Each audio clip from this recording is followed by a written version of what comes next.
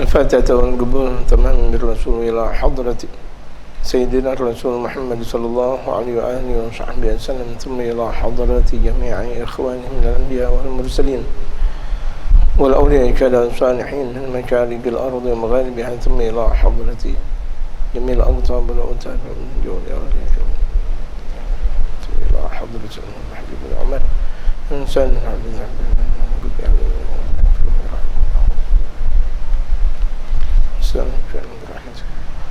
إلى حضرة النبي المصطفى محمد صلى الله عليه وسلم. الفاتحة.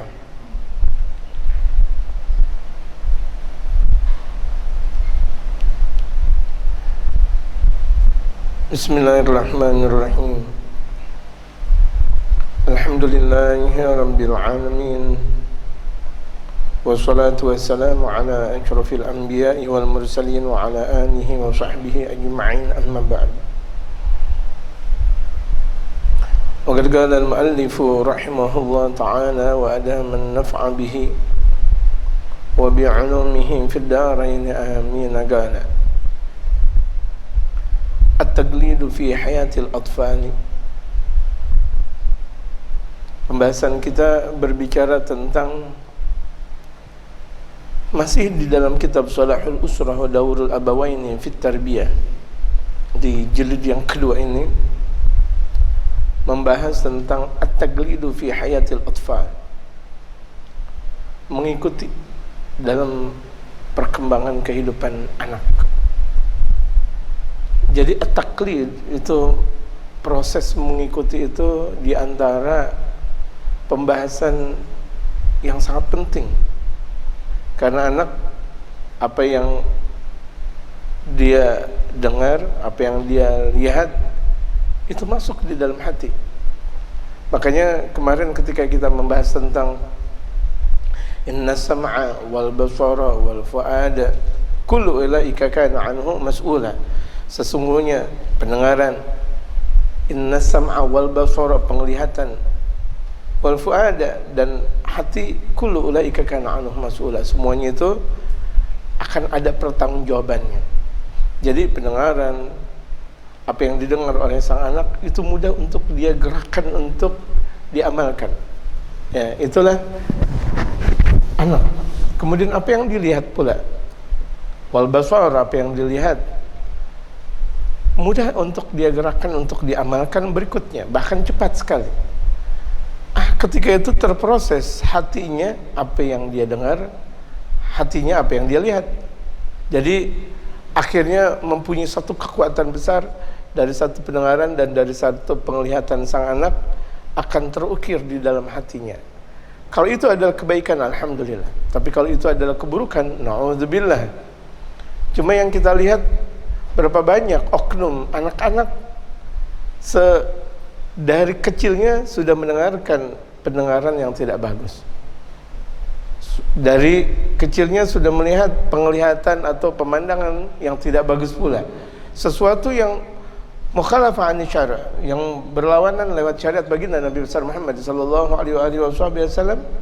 Nah, ketika itu hatinya sudah mulai goyah, hatinya sudah mulai hancur. Cuma hancurnya itu tidak terlihat karena masih kecil. Nanti ketika dalam keadaan remajanya, naik tumbuh, dewasanya, disitulah mulai dia mau mencari jati diri, tetapi tidak dia jumpai. Kenapa? Apa yang dia lihat, apa yang dia dengar awalnya tidak baik, apa yang dia lihat semuanya tidak baik. Otomatis apapun yang dia lakukan itu semuanya pekerjaan yang tidak baik pula. Dan itu berproses semuanya. Jadi sebenarnya anak itu bisa menjadi tidak baik, prosesnya panjang. Jangan dikatakan, oh lantaran dia melakukan seperti ini kemudian tidak baik. Tidak, panjang prosesnya. Karena dia mendengar ini banyak, melihat ini banyak-banyaknya, maksiat. Jadi orang tidak baik. Jadi itu berproses. Sama ketika orang mau menjadi baik juga semuanya berproses. Proses apa? Apa yang dia dengar, apa yang dia lihat, terus banyak lagi terukir di dalam hati sanubarinya untuk selalu melakukan kebaikan, maka semuanya bakal menjadi baik. Inilah Pemirsa dan jamaah sekalian yang dirahmati oleh Allah Subhanahu wa taala, di mana keburukan itu berproses, di mana kebaikan juga berproses. Jadi sebenarnya sih tidak ada orang yang menjadi buruk, tapi karena memang prosesnya kebanyakan menjadi buruk, akhirnya menjadi buruk. Maunya kita semua orang menjadi baik, tapi proses untuk menjadi baik itu susah. Dan karena ini harus secara mudawamah, secara berkelanjutan. Jadi indah sekali ketika kita membahas inna sam'a wal basara wal fuada kullu ulaika kana anhu mas'ula. Jadi semuanya itu berproses. Orang mau hatinya baik kalau lantaran pendengaran dan penglihatannya semuanya baik. Orang yang kalau misalnya itu semuanya namanya ta'i', yaitu orang yang taat kepada Allah Subhanahu wa taala. Orang yang taat kepada Allah, pandangannya suci, pendengarannya suci, otomatis hatinya suci. Raut mukanya semuanya bercahaya. Semua yang dia miliki dalam keagungan hatinya semuanya bercahaya. Kenapa? Karena yang dia dengar suci, yang dia lihat suci, otomatis batinnya pun ikut tersucikan. Jadi hubungan antara zahir dan batin sangat erat. Tidak ada, kalau misalnya ada orang yang mengatakan zahir dan batin nggak perlu untuk berkesinambungan, oh salah. Walau bagaimanapun juga proses untuk memperbaiki batin awalnya dari zahir. Bagaimana mungkin orang bisa mengenal Allah Subhanahu wa taala tanpa dia memperbanyak la ilaha illallah. La ilaha illallah Muhammadur Rasulullah sallallahu alaihi wasallam. La ilaha illallah Muhammadur Rasulullah sallallahu alaihi wasallam. La ilaha illallah Muhammadur Rasulullah sallallahu alaihi wasallam. Berproses semuanya. Ya. Batin akan menjadi baik. Dia dengar, dia lihat, akhirnya kekuatan hati. Ini dia anak mudah sekali untuk mengikut. Makanya anak adalah contoh pencontek ulung. Artinya pencontek ulung, terkadang dia santai. Ada nih orang tua lagi ngobrol, tuh anak padahal dengarnya santai, tapi bisa paham.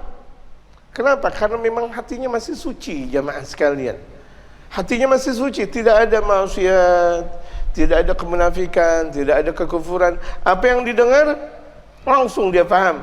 Nah, kalau misalnya itu adalah kebaikan, alhamdulillah. Kalau keburukan ini yang jadi banyak masalah, jamaah sekalian. Kan kita lihat berapa banyak anak yang dia ucapkan, terkadang dia sendiri tidak paham. Yang diucapkan oleh anak, dia sendiri tidak paham. Kemudian dia terucap. Orang dewasa, Masya Allah tuh anak lagi ngapa? Ngomongnya sampai sebegitu. Padahal tuh anak dia sendiri nggak tahu. Pokoknya apa kata yang orang-orang dewasa mengatakan dia katakan. Makanya betul-betul dijaga anak-anak kita. Anak-anak kecil kaum muslimin. Kenapa dikatakan di waktu-waktu kecil waktu untuk meniru kebaikan, tiru dulu kebaikan. Ajarkan sholawat, lantunan-lantunan sholawat. Ajarkan zikiran-zikiran yang itu metodenya metode ngikut. Kita contoh, kalau misalnya kita lihat di zaman dulu, ya Rabbi bil Mustafa balni maqasidana waghfir lana ma madha ya wasi'al karam, diikutin oleh sang anak. Ya Rabbi bil Mustafa balni maqasidana waghfir lana ma madha ya wasi'al karam, terus diajarkan dan diajarkan karena ini adalah berproses. Ya. Zaman dahulu kah, zaman sekarang kah, atau zaman yang akan datang itu proses kebaikan. Diajarkan qasidah-qasidah. Makanya kan ada dalam, kalau kita membahas tentang qasidah yang ada di dalam kitab Al-Imam Al-Busiri, kemudian banyak salawat-salawat yang ada di dalam Dalailul Khairat atau doa dan sebagainya. Kemudian salawat-salawat yang lain, Tibul Qulubnya kah, atau salawat yang lainnya. Itu banyak yang diajarkan oleh mereka para ulama-ulama saleh itu untuk menguatkan akidah sang anak. Ya, itu untuk menguatkan akidah sang anak. Nah, ketika itu anak tinggal mengikuti saja apa yang telah dikatakan oleh sang guru, apa yang telah dikatakan oleh orang tua, apa yang telah dikatakan oleh sang muallim, apa yang telah dikatakan oleh Al-Habib, apa yang telah dikatakan oleh masyayikh dan sebagainya. Anak tinggal mengikuti terus, mengikuti lagi. Pada akhirnya kuat, rasakh fil qalb, kuat di dalam hati. Nah, orang kalau sudah kuat di dalam hatinya, Masya Allah, alhamdulillah, alhamdulillah. Jadi ini diantara proses yang sangat menentukan di dalam kehidupan dan jati diri sang anak. Ya. Makanya di sini dinukilkan oleh Al-Imam Al-Habib Umar, kita punya guru. Beliau menukilkan apa yang telah dikatakan oleh Al-Imam Ramli. Al-Imam Ahmad Ar-Ramli, seorang alim besar, seorang mujtahid yang dalam panutan dalam mazhab Al-Imam Syafi'i sangat luar biasa besarnya. Biasa kalau misalnya Al-Imam Ahmad Ar-Ramli selalu berbeda pendapat dengan Al-Imam Ibnu Hajar, selalu. Sebagaimana di zaman dahulunya juga Al-Imam Nawawi dengan Al-Imam Rafi'i, Imam Nawawi dan Imam Rafi'i selalu berbeda. Kemudian setelahnya Al-Imam Imam Ramli dan Imam Ibnu Hajar terus berbeda. Semuanya itu ada dalam satu wacana mazhab yang namanya mazhab Al-Imam Syafi'i. Jadi sampai permasalahan-permasalahan yang paling dalam diketahui oleh mereka imam-imam mazhab, dan bahkan perbedaan mereka terkadang perbedaan yang sangat luar biasa. Tetapi lagi-lagi perbedaan di kalangan umat, yang yaitu adalah ulamanya umatnya baginda Nabi besar Muhammad, sebagaimana telah disabdakan oleh beliau, ikhtilafu ulama'i ummati rahmah. Perbedaan ulama umatku itu adalah rahmah. Ikhtilafu ulama'i ummati rahmah. Gitu. Pemirsa dan jamaah yang dirahmati oleh Allah Subhanahu wa taala, di sini Al-Imam Ramli dalam satu manzumahnya itu beliau mengatakan, dan qalbuhu kasyum'atil magsurati wa jawharun yaqbalu kulla surati. Hatinya anak itu, hatinya anak kecil itu kasyum'atil magsurah, seperti lilin-lilin yang kecil. Lilin-lilin kecil kita lihat. Wa jawharun yaqbalu kulla surah, dan itu bagaikan mutiara yang selalu menerima dari berbagai macam bentuk. Lihat, lilin kan gampang goyah, ya lilin-lilin kecil, kena tiupan sedikit saja mati. Dan ini satu mutiara yang sangat indah, tapi mampu untuk menerima berbagai macam bentuk.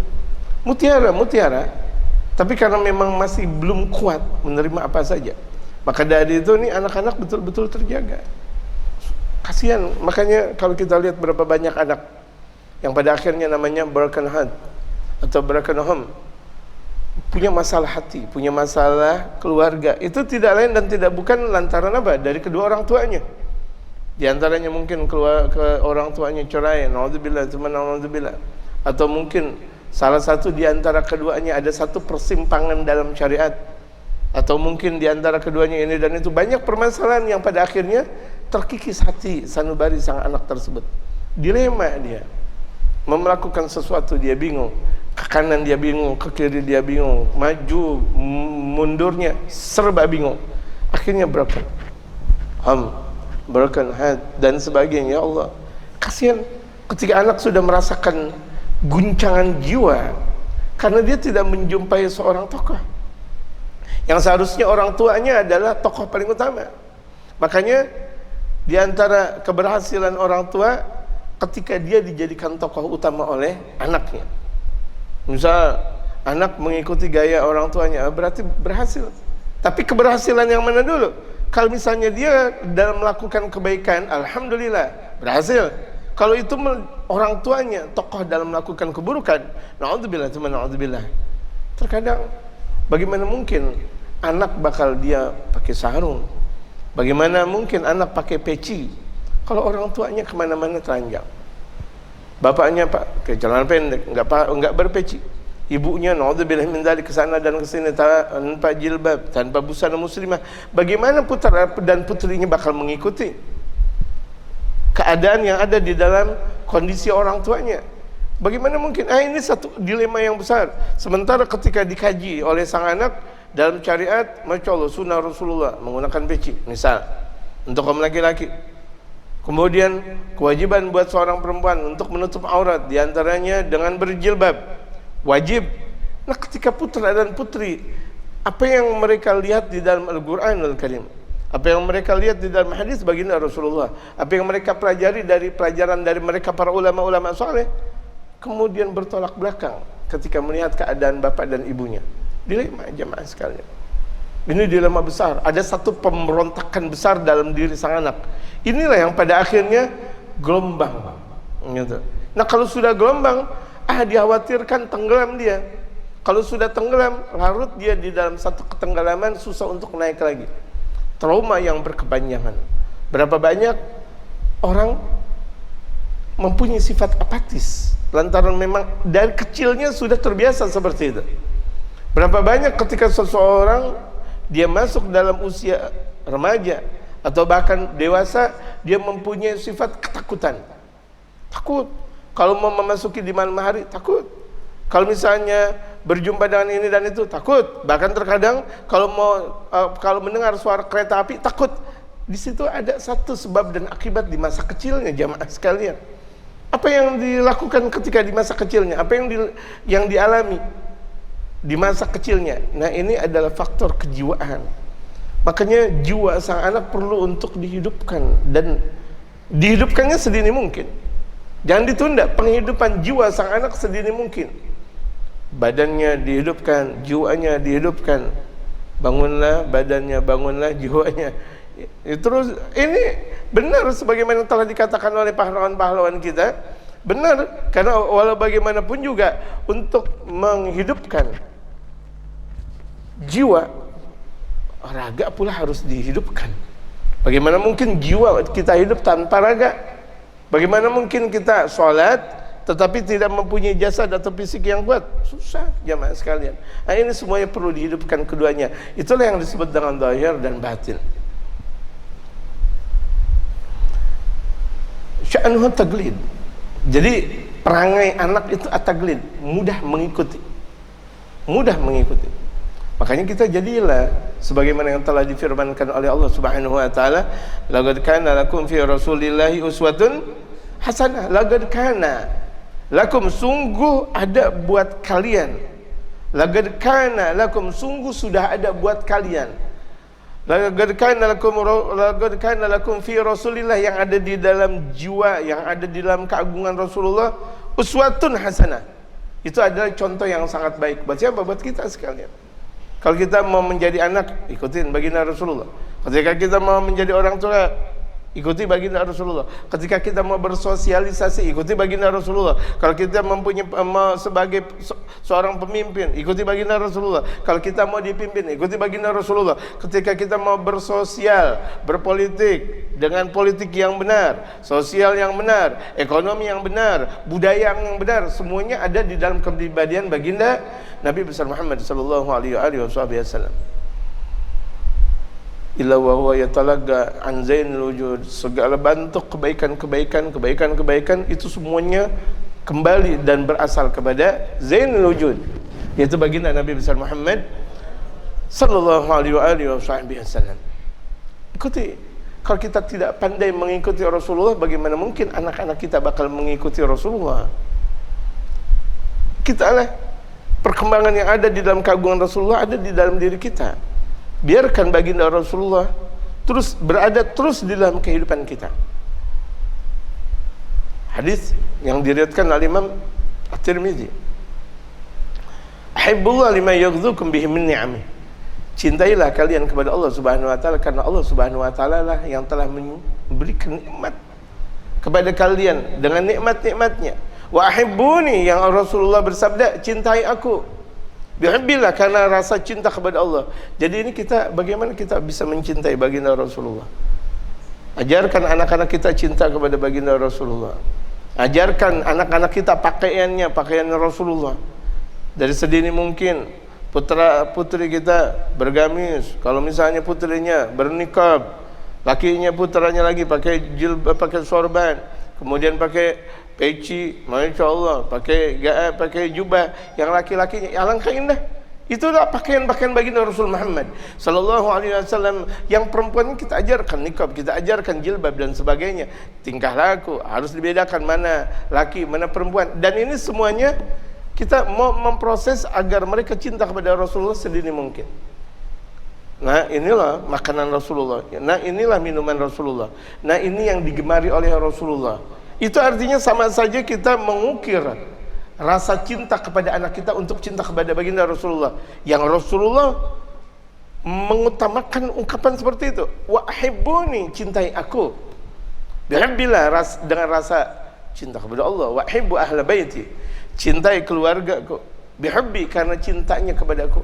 Ajarkan kita cinta, betapa cinta memuliakan mereka kepada anak keturunan baginda Nabi besar Muhammad sallallahu alaihi wasallam. Cintai, agungkan, hormati. Dan ini ajaran syariat baginda Nabi besar Muhammad sallallahu alaihi wasallam. Ketika sedini mungkin anak kita sudah mulai cinta Allah, sudah mulai cinta baginda Rasulullah, sudah mulai cinta keluarga baginda Rasulullah, inilah yang disebut dengan hakikatul Islam.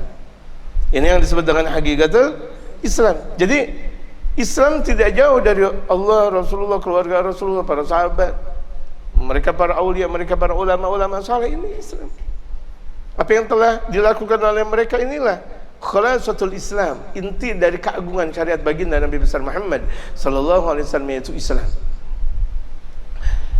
Fayugalliduka, maka anak bakal mengikuti engkau. Kita sebagai pemimpin, kita sebagai pilot dalam satu penerbangan contohnya, anak adalah makmum. Ketika pilot ke kanan, otomatis yang ada di belakangnya mengikuti semuanya. Jadi itu semuanya tergantung kepada kebijakan orang tua. Keberhasilan anak itu karena memang tidak jauh dan tidak bukan dari orang tua, jemaah sekalian. Anak bisa jadi berhasil, anak bisa jadi sukses, itu semuanya lantaran dari orang tua. Yang tidak bakal mungkin kesuksesan anak, kehebatan, keagungan sang anak tanpa campur tangan dari orang tua. Minimal, andaikan tidak secara menyeluruh, ada doa yang terselipkan dari orang tua. Bisa orang tua tidak mampu sampai ke pendidikan lebih tinggi, tetapi doa terus terungkap. Ba'da zuhurnya, ba'da maghrib, ba'da asarnya, ba'da maghribnya, ba'da isyanya, ba'da subuhnya, ya Allah anakku, ya Allah anakku, ya Allah anakku, ya Allah, terus. Dan ini kekuatan besar jamaah. Jangan kita pikir kita semuanya sudah mempunyai derajat atau pendidikan tinggi, belajar di sana dan di sini, belajar di Tarim Hadramaut, belajar di Makkah, di Madinah, belajar di Mesir, belajar di Timur Tengah, belajar di sana dan sini banyak. Belajar dengan mereka para habaib, dengan mereka para ulama, dengan masyayikh, dengan siapa, semua kita belajar. Ingat, di situ tetap ada doa yang menyertai dari orang tua kita kepada kita, dan itu yang sudah diterima oleh Allah Subhanahu wa taala. Kalau Allah tidak terima, tidak mungkin anak bisa ke sana dan ke sini. Dan andikan anak melakukan aktivitas, tidak ada nilai keberkahannya. Kenapa? Karena terpotong nilai keberkahan anak lantaran tidak ridhonya kedua orang tua. Ridhallah fi ridhal walidain, wa saqatullah fi saqatil walidain. Ridhonya Allah tergantung kepada ridhonya orang tua. Jadi di situ ditafsirkan ridhallah mu'allaqun fi ridhal walidain. Ridhonya Allah tergantung kepada ridhonya kedua orang tua, dan murkanya Allah tergantung pula dari murkanya orang tua. Jadi pemirsa dan jamaah sekalian yang dirahmati oleh Allah Subhanahu wa taala, peranan penting orang tua dalam menjadikan dirinya sebagai contoh tauladan buat sang anak merupakan sebuah kepastian. Wa yughallidul kibara fil bait, dan anak mengikuti anak yang sudah dewasa di rumah. Misal anak bisa main bola lantaran melihat orang-orang yang lebih besar main bola. Anak main pingpong karena memang sebelumnya dia melihat ada orang yang besar main pingpong. Bahkan anak bisa berlari, itu bisa jadi karena melihat orang yang lebih besar berlari, mengambil sesuatu, minum, makan dan sebagainya. Itu lantaran proses melihat, proses mendengar, atau proses yang ada di dalam dirinya itu satu ikutan kepada orang yang ada sebelumnya. Itu yang disebut dengan sebuah proses, jamaah sekalian. Jadi biarkan proses-proses tersebut buat anak-anak kita, generasi-generasi mereka kaum muslimin, generasi yang sejuk, proses yang baik, yang sejuk, proses yang selalu diridhai oleh Allah Subhanahu wa taala. Makanya mereka para kaum salihin, mereka sedini mungkin menempatkan anaknya itu sudah mulai jauh dari orang tuanya. Kita lihat as-salafun as-salihun, ulama-ulama kita terdahulu, guru-guru kita, orang-orang tua kita terdahulu, orang-orang saleh, ketika mempunyai anak baru berusia mulai mungkin 11, 12, 13 tahun, di mana anak sudah mulai mengikuti dan mau mengikuti perkembangan lebih besar lagi, lebih banyak lagi, lebih sempurna lagi, kemudian ditaruh di tempat belajar yang agak sedikit jauh, walaupun dasarnya sama orang tuanya diajarkan. Kalau kita lihat sejarah Al-Habib Salim bin Hafidh, itu kakek dari Al-Habib Umar, kakek dari Al-Habib Ali Al-Mansur bin Muhammad bin Salim bin Hafidh, yang beliau terlahirkan di Bondowoso, Jawa Timur. Kemudian di usia 9 tahunnya diarahkan lagi orang tuanya, yaitu Al-Habib Hafidh, untuk kemana? Ke Tarim, untuk pindah ke Hadramaut di tempat asalnya, di Mishtah. Kemudian di usia kanak-kanaknya belajar di Tarim dan sebagainya. Ini kenapa? Karena proses untuk mengikuti jejak awal secara sempurna. Dan itu yang dilakukan oleh mereka para ulama-ulama saleh. Ini yang dilakukan oleh mereka para ulama-ulama saleh. Kenapa? Terus estafet dan estafet lagi, estafet lagi dan estafet lagi. Makanya banyak kita lihat ulama-ulama kita di masa kecilnya anak-anaknya mereka tidak buang. Ada satu ungkapan, oh saya membuang anak, salah. Oh saya membuang anak, salah. Bukan membuang, tetapi menaruh, menitipkan kepada ulama di usia 11 tahun untuk belajar agama di kota santri misalnya. Belajar agama di kota santri belajar apa? Ya itu dia pokoknya, di kota santri. Belajar di waktu kecil bagai mengukir di atas batu. Itu memang benar, masya Allah, di masa kecil sudah mulai jauh dari orang tua, dewasa dia, mandiri dia, tua sebelum tua. Anak-anak kecil kita kalau sudah mulai berjauhan dari orang tuanya, mandiri dia dan cepat mandiri. Tuanya lebih cepat daripada tua orang lain. Orang-orang kita lihat teman-teman sebayanya dia belum tua, pola pemikirannya, pemahamannya belum tua, tetapi dia udah mulai tua. Pola pemahamannya. Apa artinya dari pola pemahamannya? Perkembangan berpikirnya jauh lebih dalam dan jauh lebih tinggi dan jauh lebih ke depan. Kenapa? Dia proses semuanya. Bagaimana mungkin? Bajunya saja dia harus bersihkan dengan sendirinya, celananya. Kemudian bagaimana dia untuk mengatur tidurnya, makannya, bagaimana ketika dia sakit, jauh dari orang tua. Ini sebenarnya adalah satu pendidikan yang sangat lengkap. Pendidikan ini bukan artinya tuh orang tua menaruh anak-anaknya, contohnya di Tarim Hadramaut, di Hadramaut atau di pesantren-pesantren atau di mana lantaran orang tua benci. Tidak. Ini semuanya sudah ada contohnya dari zaman dahulu. Ya, dari zaman mereka para sahabat radhiyallahu taala alaihim ajma'in, itu menjadikan anak-anaknya belajar. Setelah kepada orang tuanya belajar, nak belajar ke sana, nak belajar ke sana, nak belajar ke sana. Ada yang belajar sampai beberapa bulan balik lagi ke orang tuanya, belajar beberapa tahun balik lagi.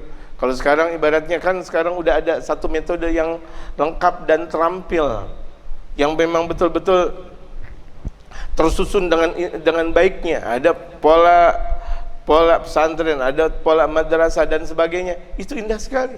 Biarkan mereka, itu artinya mereka sedang mengukir masa mudanya. Kalau misalnya mereka selalu berada di dalam ketiak orang tua, biasanya proses untuk sebuah kemandirian susah. Coba lihat, anak-anak yang selalu mengekor kepada orang tuanya, orang tua lagi, orang tua lagi, orang tua lagi, orang tua lagi, itu proses kemandirian susah. Bahkan terkadang sampai tua sekalipun dia selalu mengekor kepada orang tua. Pak, minta duit pak, ya Allahu Akbar. Mau nikah minta bantuan sama orang tua. Sampai cerai minta bantuan sama orang tua, sampai mau hidup lagi minta bantuan sama, sampai mau mati lagi ibaratnya mau minta bantuan sama orang tua. Tapi kalau misalnya anak sudah terbiasa di pesantren, anak sudah terbiasa untuk belajar dan mengukir sejarah, agak sedikit berjauhan dengan orang tua, yang maksudnya itu untuk menimba kekuatan keagungan Allah Subhanahu wa taala di alam ini, mereka malu untuk berkata kepada orang tuanya lagi, cukup, aku sudah merepotkan orang tua di masa kecilnya aku. Bahkan mereka terkadang untuk minta duit saja untuk dirinya sendiri malu. Kenapa? Oh cukup. Tuh lihat, di situ ada satu proses jamaah. Beda kalau anak-anak kita yang tinggal dengan kita. Ya, anak-anak kita yang tinggal dengan kita usia 20 tahun, 30 tahun atau bahkan 40 tahun masih tinggal sama kita. Itu kebiasaan adalah kebiasaan selalu minta dan minta. Tidak-tidaknya urusannya ada di dalam dirinya, itu adalah satu urusan orang tua juga. Allahu Akbar. Alangkah indahnya berjauhlah dari orang tua kalau mau betul-betul jaya, mau betul-betul mandiri. Makanya benar juga dikatakan orang-orang tempo dulu, kalau misalnya kira-kira jauh dari orang tua itu adalah wangi, tapi kalau selalu ngekor kepada orang tua bau ibaratnya. Bukan artinya bau dan bagaimana. Ini diajarkan oleh syariat untuk apa? Untuk mengambil satu perkembangan alam, jamaah sekalian. Itulah mereka para sahabat. Para sahabat setelah baginda Rasulullah wafat, yang ada di kota Al-Madinatul Munawwarah tinggal beberapa persen saja. Hampir semuanya dakwah di luar. Hampir semua mereka para sahabat dakwah di luar. Kenapa? Proses kemandirian dakwah. Padahal sih mereka lebih asik di kota Al-Madinatul Munawwarah dengan baginda Rasulullah. Dan kenapa pula mereka yang sudah tamatan dari pesantren, tamatan dari ma'had, tamatan dari mana dan dari mana, diajarkan oleh gurunya keluar dakwah, murid selalu mau berdekatan dengan orang tua, dengan guru selalu. Yang namanya murid setia, murid yang merasakan sebuah keindahan dengan guru selalu mau berdampingan dengan guru. Tapi di situ ada satu proses, kam min garib ba'id wa kam min ba'id garib. Berapa banyak orang yang dekat tetapi dia jauh, tapi berapa banyak orang yang jauh tapi dia dekat. Diharapkan oleh gurunya, engkau jauh secara jasad dari aku, tetapi rohnya engkau dekat dengan aku. Dekat. Satu waktu dekat lagi, kemudian menjauh lagi. Itulah mereka para sahabat, diajarkan oleh baginda Rasulullah. Kalau semuanya berada di dalam Rasulullah terus menerus atau peninggal baginda Rasulullah, mereka para sahabat ada di kota Al-Madinatul Munawwarah, Islam tidak tersebar. Makanya ketika tersebar di Islam, mereka pindah ke sana dan ke sini. Mereka para wali songo, Masya Allah, dia terima Hadramaut ke Indonesia di 600 tahun yang lalu. Masya Allah, mereka tinggalkan kampung halaman mereka, mereka tinggalkan orang-orang tua mereka, keluarga-keluarga besar mereka untuk berada di Nusantara kita, dan bahkan sampai meninggal, sampai beranak keturunan sampai sekarang, dan kuburannya masih ada, anak keturunannya masih ada. Artinya apa? Perjuangan untuk bisa mandiri. Jadikan anak-anak kita seperti itu, jemaah. Jangan mereka selalu berada di bawah ketiak kita. Keagungan anak, di mana dia bisa membawa bendera keagungan kita, bendera la ilaha illallah Muhammadur Rasulullah. Contoh, kita punya anak 20, Masya Allah. Kita punya anak 20, atau nggak usah 20, 40 misalnya. Masya Allah, lebih lagi. 20 enggak, 40 lagi. Semuanya waliullah. Yang satu jadi wali di kota ini, satu wali, satu, Masya Allah. Walaupun berjauhan, orang tua Masya Allah, alhamdulillah mendengar anaknya, alhamdulillah istiqamah dakwah di sana. Ya Allah, anakku istiqamah di dakwah di sana. Begitulah orang-orang tua kita tempo dahulu, jemaah sekalian, mendidik anaknya. Tidak nangis, tidak mewek, dan tidak cengeng mereka, kuat mereka. Kenapa? Berproses itu semuanya. Ya, berproses. Jadi pemirsa yang dirahmati oleh Allah Subhanahu wa taala, benar apa yang telah dikatakan oleh mereka kaum salihin. Proses untuk pendewasaan sang anak terkadang perlu untuk berjauhan dengan orang tuanya. Tapi jangan salah tempat. Kita taruh anak kita di pesantren, yang tahu-tahunya pesantren anti maulid, astagfirullah, salah tempat namanya. Kemudian kita taruh di pesantren yang dalam pesantren itu anti ziarah, salah tempat namanya. Atau kita taruh di satu pesantren yang gurunya benci kepada anak keturunan baginda Rasulullah. Mereka benci kepada ulama, mereka benci kepada tahlil, mereka benci kepada sholawat, mereka benci kepada zikir, salah tempat namanya. Hati-hati yang kayak begitu. Dan banyak. Namanya doang pesantren, tetapi intinya menjelek-jelekan baginda Rasulullah, menjelek-jelekan keluarga baginda Rasulullah, menjelek-jelekan sahabat baginda Rasulullah, menjelek-jelekan para aulia, menjelek-jelekan mereka para ulama. Nauzubillahi min dzalik. Hati-hati. Jadi kita perlu tahu di mana yang bakal kita taruh anak kita. Karena walau bagaimanapun juga proses besar untuk kejayaan dan kehidupan sukses anak kita, tempat di mana anak kita belajar. Gitu. Fatajiduhu yugallidu abah. Kau jumpai anak tersebut mengikuti bapaknya. Makanya kalau misalnya bapaknya ngomongnya bagus, perangainya bagus, tuh anak bakal ngikutin. Alhamdulillah, anak alhamdulillah, masya Allah. Orang tua pakai sorban, anak kecil sedini mungkin pakai sorban, masya Allah. Orang tua ketika minum sebelah kanan, masya Allah. Anak bakal mengikuti minum sebelah kanan. Misalnya ada susu, ada kopi, bukan artinya susu beda, kopi beda. Kopi susu misalnya. Ya, misal ada kopi, ada susu. Bukan artinya ini susu, ini kopi. Itu namanya susu dan kopi. Kalau misalnya susu, kopi susu berarti nyambung. Disambung. Paham nggak jemaah? Itu artinya yang dia minum, orang tua minum, anak bakal mengikut. Minum. Misal, makanya kita minum juga jangan salah kaprah. Kita minum. Walaupun dalamnya dalam apa namanya? Air putih. Tapi tahu-taunya dibacaannya angker bir. Ini terkadang orang tua nggak paham. Dia pikir, yang penting saya minum halal. Benar, tapi bacaannya angker bir. Nanti anak bakal mengikuti gelas yang namanya angker bir. Akhirnya dia nggak tahu. Akhirnya dimasukin aja inti dari angker bir di gelas yang namanya angker bir. Udah ketahuan angker, diminum lagi. Kan angker. Kalau angker serem nggak? Angker serem. Kuntilanak dan sebagainya. Nauzubillah misalnya, tetap dia minum kan lucu. Tapi anak kan ngikutin orang tua.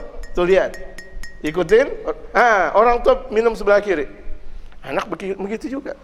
Bapak minum sebelah kiri, coba tuh lihat. Tuh lihat. Bagaimana kalau misalnya orang tua ini luar biasa? Nah, jangan ngerokok.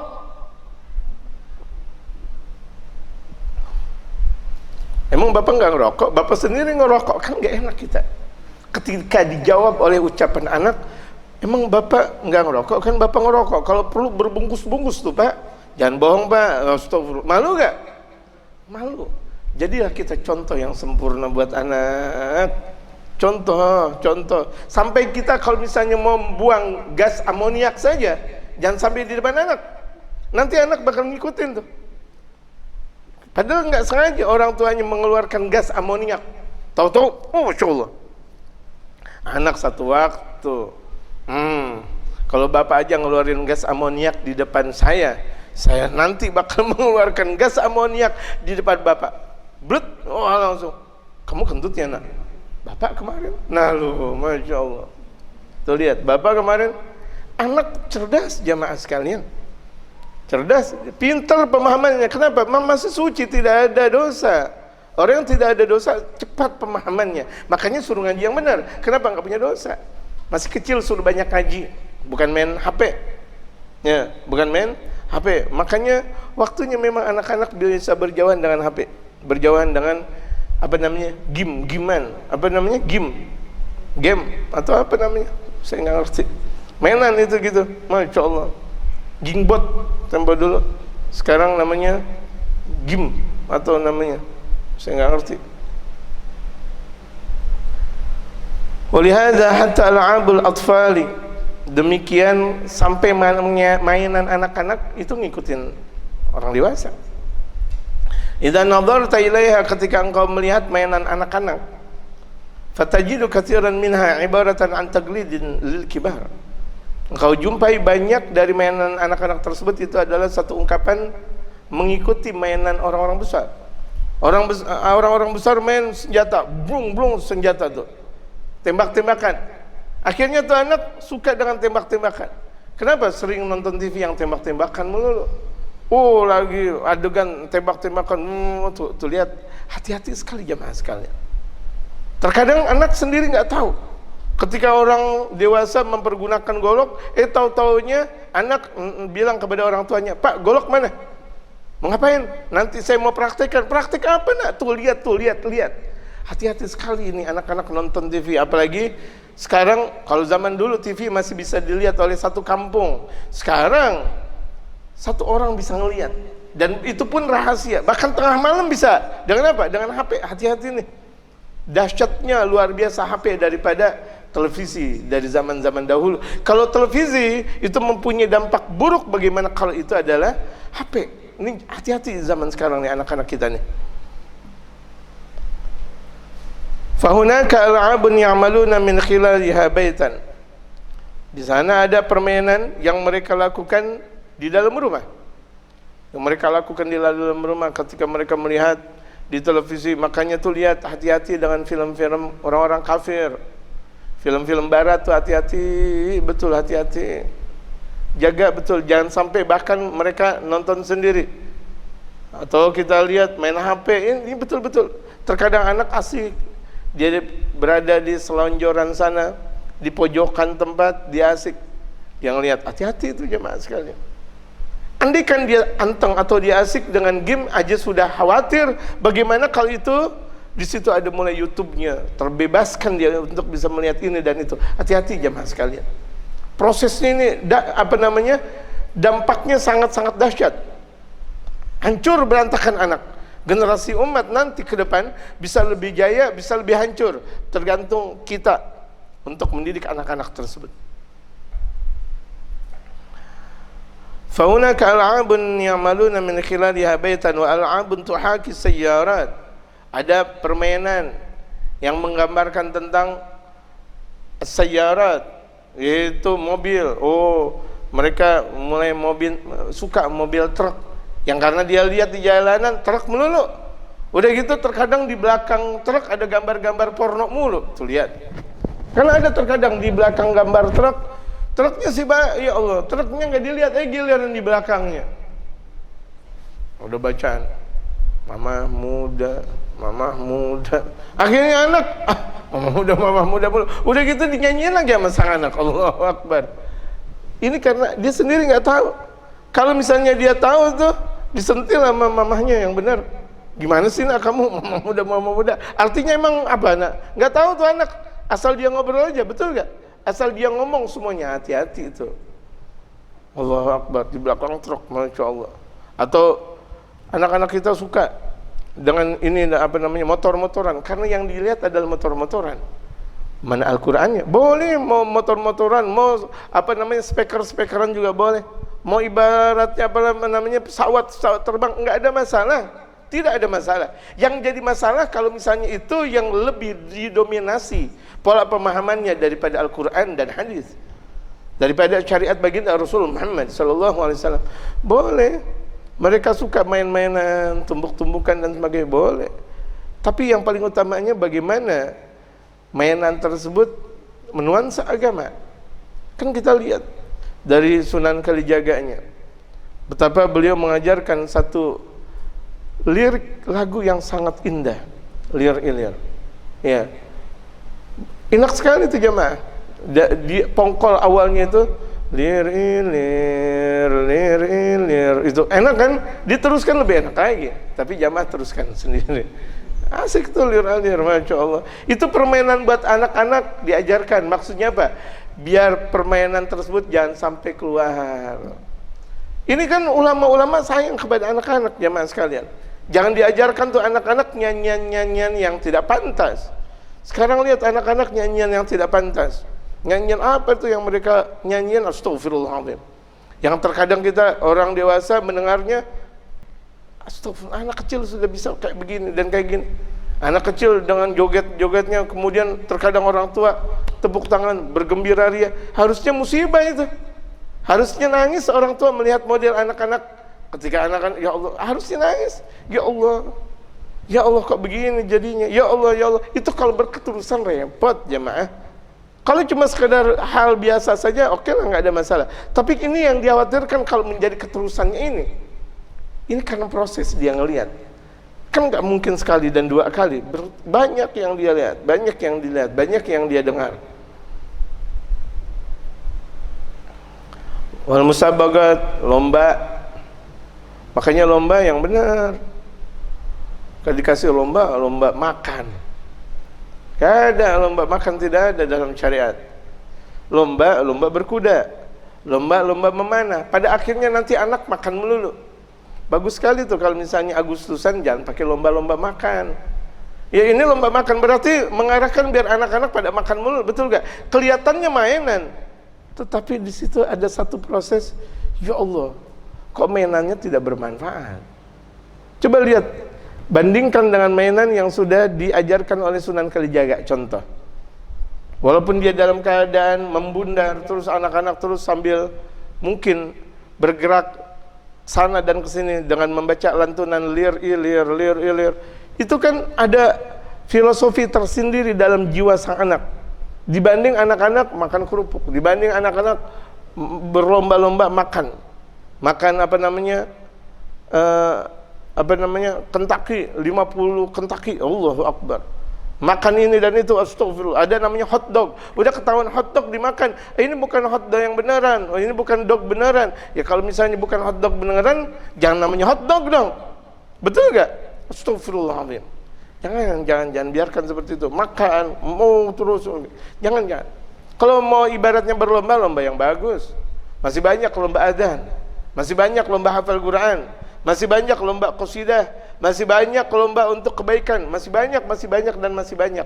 Kenapa itu tidak dialirkan dan tidak diajarkan kepada anak generasi kita? Andai kan diajarkan dikatakan itu kuno, naudzubillah min dzalik. Diajarkan lomba azan kok disebut dengan kuno. Sementara dia ketika meninggal dunia, jenazah ketika ditaruh sudah diarahkan ke arah kiblat dan sebelum dikuburkan diadzankan. Apakah itu adalah tradisi kuno? Anak pertama kali ketika terlahirkan dan ngelihat tentang alam dunia ini, merasakan tentang alam dunia ini, sebelum dia mendengarkan apa-apa, yang pertama kali dia dengarkan adalah azan. Allahu Akbar, Allahu Akbar. Apakah itu adalah kuno? Na'udzubillah min dzalik.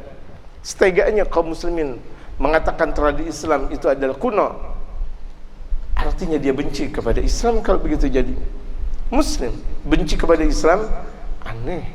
Kalau orang kafir benci kepada Islam, memang mereka benci. Mau dibilang apapun, mereka orang kafir. Dengan Islam benci. Andaikan mereka dekat dengan umat Islam, mereka benci dengan agamanya. Nggak pernah nyatu. Jangan juga percaya kepada mereka orang-orang kafir. Karena Allah Subhanahu wa taala sudah berfirman, "Walan tarda 'ankal yahudu walan nasara hatta tattabi'a millatahum," mutlak. Apa yang difirmankan oleh Allah mutlak benarnya. Penafsiran kita, yang penting kan dia baik, mau orang kafir dia baik, ya benar baik, tetapi tentang akidahnya, pemahaman dia tentang agama kita miring. Jamaah sekalian, hati-hati. Apakah kita nggak punya kaum muslimin yang kita jadikan teman, untuk kita jadikan guru buat anak-anak kita? Walaupun guru silat, jangan biarkan guru anak-anak kita adalah orang-orang kafir. Guru matematika anak kita, jangan biarkan orang-orang kafir yang ngajarin. Apalagi kalau misalnya itu adalah guru agama, yang mengajarkan adalah orang-orang kafir. Astagfirullahaladzim. Seperti kejadian Sunak Hurgranya, yang umat Islam percaya kepada dia. Dia belajar ke Mekah 5 tahun lamanya, memahami, mempelajari Al-Quran, hadis dan sebagainya. Umat Islam melihat cuma kepintaran saja, padahal agamanya masih dalam keadaan kafir. Agama kafir ketika itu, Kristen dia. Tapi semuanya untuk apa? Untuk merusak Islam pada zamannya. Tatanan-tatanan keislaman dihancurkan, diungkapkan kebudayaan. Itu sebenarnya ketika budaya ditampilkan oleh Sunaku Hurgranya, itu maksudnya apa? Untuk mengalahkan syariat Islam dari adat-adat Islam. Dibiarkan ketika itu adat berkembang, budaya ini berkembang, budaya itu berkembang, budaya ini berkembang, budaya itu berkembang. Itu tujuannya apa? Untuk membabat habis adat dan budaya syariat baginda Nabi besar Muhammad sallallahu alaihi wasallam. Artinya orang Islam ketika itu boleh untuk salat, orang Islam boleh untuk ngaji, tetapi jangan pakai adat Islam. Itulah Sunnah Hurgranya. Dan sudah masuk rupa-rupanya. Kalau misalnya mau kawinan, jangan pakai adat Islam.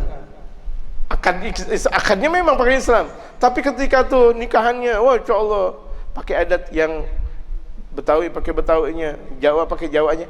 Boleh, benar, silakan kalau Betawi yang benar. Boleh silakan kalau Jawa yang benar. Boleh silakan adat yang benar, yang sesuai dengan syariat Islam. Kalau tidak sesuai dengan syariat Islam, tidak diperkenalkan dan tidak diperkenankan. Seperti dipajang dengan terbuka. Oh ini kan adat kita, haram hukumnya.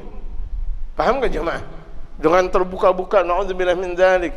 Atau zaman sekarang adalah ada dengan yang disebut dengan pre-wedding. Belum nikah, belum apa-apa udah pakai pre-wedding. Kesana dan kesini, Masya Allah, doa bersama pre-wedding. Kok doa bersama orang belum nikah? Ini adat yang bertolak belakang dalam syariat baginda Nabi besar Muhammad.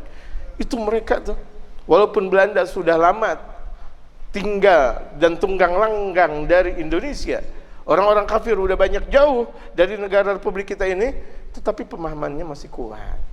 Kenapa? Umat Islam tidak memahami itu semuanya. Umat Islam sendiri tidak mempelajari syariat. Yang mereka pelajari adalah pelajaran yang lainnya. Seakan mereka malah anti kepada Islam. Udahlah kalau kita ngaji nggak usah pakai peci, sambilan ngopi aja. Itu kan artinya apa? Keluar dalam adat Islam yang ada. Udah kita ngaji santai aja, udah nggak usah pakai peci segala. Oh lihat, sebentar sunnah baginda Rasulullah berpeci. Ketika dia mengatakan nggak usah pakai peci segala, berarti ada satu pemahaman benci kepada sunnah baginda Rasulullah Muhammad. Udahlah kita guru nggak usah pakai sorban segala. Sorban itu adalah sunnah baginda Rasulullah. Imamah adalah sunnah baginda Rasulullah Muhammad sallallahu alaihi wasallam. Kalau mereka mengatakan cukuplah, kita nggak usah pakai. Yang penting kan orang bisa menjalankan Islam. Bagaimana menjalankan Islam kalau peci aja tidak? Bagaimana mereka menjalankan syariat dengan bentuk negara yang panjang lebar kalau wudhu saja berantakan? Kan tidak mungkin jamaah sekalian. Gitu. Ini pemahaman mereka sudah hancur, sudah rancuh dengan pemahaman komunis, pemahaman imperialis, marxis, sosialisme, pemahaman kafir. Na'udzubillah, summa na'udzubillah.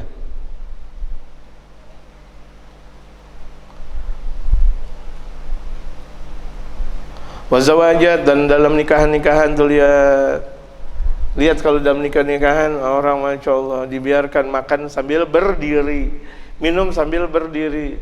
Kita ngikut lagi belaga jadi kayak orang kaya. Oh orang kaya minum berdiri, astagfirullah. Mana ada syariat Islam?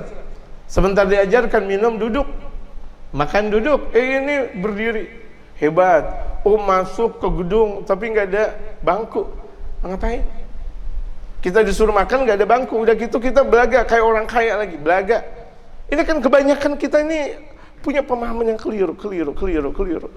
Mereka Masya Allah dianteng mereka, asik mereka 1 jam 2 jam nunggu datangnya pengantin dalam keadaan berdiri.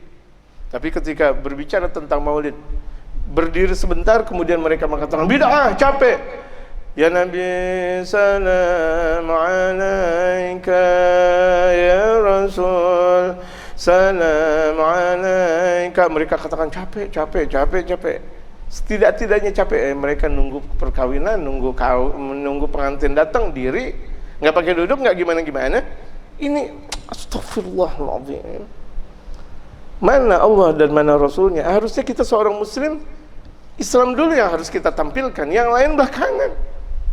Kalau perlu yang lain nggak perlu kita tampilkan, Islam yang kita tampilkan. Kenapa harus kita tampilkan yang lain? Adat pun kalau misalnya berlawanan dengan syariat kita nggak perlu kita amalkan. Ngapain adat kita amalkan sementara bertentangan dengan syariat baginda Nabi besar Muhammad sallallahu alaihi wasallam?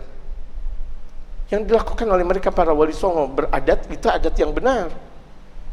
Benar mereka melakukan kolaborasi sejarah, kolaborasi pembuatan masjid dengan sedikit bentuk ini dan itu, enggak ada masalah selagi masih sesuai dengan syariat baginda Rasulullah. Kita lihat menara Kudusnya, atau kita lihat masjid yang ada di Demak dan sebagainya, banyak percampuran seni-seni dan ini dan itu, enggak ada masalah, sesuai dengan syariat baginda Rasulullah, tidak keluar dalam syariat. Wahyanan yasjuna bi anfusihim ilal musara'at, bahkan terkadang mereka mengikuti dirinya, terjatuhkan dirinya untuk smackdown berantem. Kenapa? Karena yang mereka ngelihat smackdown berantem. Akhirnya bapaknya lagi tidur di smackdown, tuh anak diri naik dari atas atas ranjang atau dari atas lemari. Bapaknya lagi tidur di smackdown, ngikutin smackdown. Orang tuh astagfirullahaladzim. Nah kenapa nak nonton smackdown pak? Salah sendiri, bapaknya ngapa kasih smackdown? Kan saya nggak gimana, buktinya ngelihat TV pak. Buktinya ngelihat HP pak, tuh lihat. Kesalahan lagi gak orang tua? Kecurian orang tua, tuh lihat. Sampai orang tua lagi tidur di smackdownin, Masya Allah. Pak smackdown nih pak, orang tua terkadang apaan mana smackdown? Anak ngajakin smackdown. Nak pak berantem ya pak kayak yang di TV. Astagfirullah. Bercanda boleh, tapi disuruh berantem. Astagfirullahaladzim. Azim. Kalau bercanda nggak ada masalah. Bercanda-bercandaan, guling-gulingan sama orang tua. Masih kecil tapi kalau udah umur 20 tahun, udah gimana ceritanya? Enggak, masih kecil. Gitu. Wal asya' allati ya'maluha al-kibar, dan sesuatu yang banyak dilakukan oleh orang-orang besar. Dimana? Kenapa? Li'annahum fi shighari mafturin 'ala taglid. Karena mereka di waktu kecil itu tumbuh berkembang dengan pesatnya untuk selalu mengikuti. Proses untuk berkembang secara tabiat itu di waktu kecil. Wa min huna wajaba 'alaika himayatu ma yasma'u wa yubsir. Dari sini kewajiban buat engkau untuk menjaga apa yang dia dengar, apa yang dia lihat. Anak yang didengar apa? Anak yang dilihat apa? Lihat betul. Kita amati sedalam mungkin apa yang dipandang oleh sang anak, apa yang dilihat oleh sang anak, apa yang didengar oleh sang anak. Lihat semuanya. Ada satu waktu di mana kita ngobrol dengan anak dengan obrolan santuy atau santun. Apa jadi santuy? Santun, ada obrolan santun, tenang. Sambil kita makan cireng, sambil kita makan bakwan, sambil kita mungkin gimana dan bagaimana. Oh, anak lihat matanya. Anak kalau sudah mulai terkena narkoba, beda gaya matanya. Ngerokoknya saja udah. Ketika anak sudah mulai ngerokok, matanya saja sudah beda. Daya sayupnya beda. Daya berkembang matanya sudah mulai berbeda. Itu kalau misalnya udah mulai kena rokok. Bagaimana kalau itu lebih? Hati-hati nih jamaah sekalian. Coba lihat aja anak-anak, lihat bapaknya. Kalau misalnya tuh bapaknya ahli rokok, Masya Allah, lihat matanya. Lihat matanya. Walaupun dia bilang tidak, tetapi iya, hati-hati tuh. Masya Allah. Li'annahu yuhibbu, maksudnya an yugallidahu, karena anak suka mengikuti. Wa yuhibbu an yatba'ahum ba'da dzalika, dan suka untuk mengikutinya. Yugallid mengikut, taba' juga mengikut. Jadi demen sekali tuh anak. Proses anak emang selalu ngikuti lagi. Pokoknya mau dia benar, mau dia buruk, ngikutin. Makanya terkadang anak-anak kita tahu-tahu azan, Allahu Akbar, Allahu Akbar, padahal nggak tahu dia Akbar, tapi udah bagus banget. Anak 2 tahun Allahu Akbar, Allahu Akbar, nggak ada masalah, makharijul hurufnya berantakan, tapi udah bagus. Kenapa? Yang dia dengar adalah suara azan melulu. Bismillahirrahmanirrahim. Anak kecil misalnya, nggak ada masalah. Kenapa? Yang dia dengar adalah suara lantunan Al-Quran dari bapak dan ibunya. Tapi kalau misalnya di anak usia 2 tahun, yang dia ucapin adalah tadi, yang diucapin apa? Mama muda. Itu, bapak tua. Astagfirullah, apa? Mama muda, bapak tua. Berarti mamanya kawin sama kakek dong kalau gitu. Tuh lihat. Jadi ini penting sekali nih buat kita untuk memahami anak kita. Nih anak kita gaya jalannya bagaimana, kita ajarin. Gaya jalannya, kemudian duduknya bagaimana, keinginannya apa, hobinya apa gitu. Makanya biarkan anak kita dari sedini mungkin untuk bersahaja, untuk ahli sedekah. Karena memang dikatakan anak yang nanti bakal menjadi wali min auliyaillah selalu baik kepada teman-temannya. Dia nggak rela kalau dia minum sendiri. Dia nggak rela kalau dia makan sendiri. Kalau dia mau makan bareng sama yang lain. Kalau mau minum bareng sama yang lain. Itu mencerminkan sifat-sifat kewalian yang bakal ada di dalam dirinya nanti untuk di masa dewasanya. Amin. Mudah-mudahan anak kita seperti itu semuanya. Anak kaum muslimin bakal menjadi aulia Allah, kekasihnya Allah Subhanahu wa taala, yang nanti pada akhirnya bangkit keislaman di seluruh dunia ini. Di seluruh dunia akan bangkit ajaran baginda Rasulullah Muhammad sallallahu alaihi wasallam. Tidak ada tempat dan tidak ada ruang kecuali di situ diperdengarkan nama Nabi Muhammad sallallahu alaihi wasallam. Di gedung, di mana saja bakal didendangkan salawat baginda Nabi besar Muhammad sallallahu alaihi wasallam. Lewat kita adalah lewat generasi anak-anak kita sekalian. Amin ya rabbal alamin. Wa sallallahu alaihi sayyidina Muhammadin nabiyil ummi wa ala alihi wasallam. Subhana rabbika rabbil izzati amma yasifun.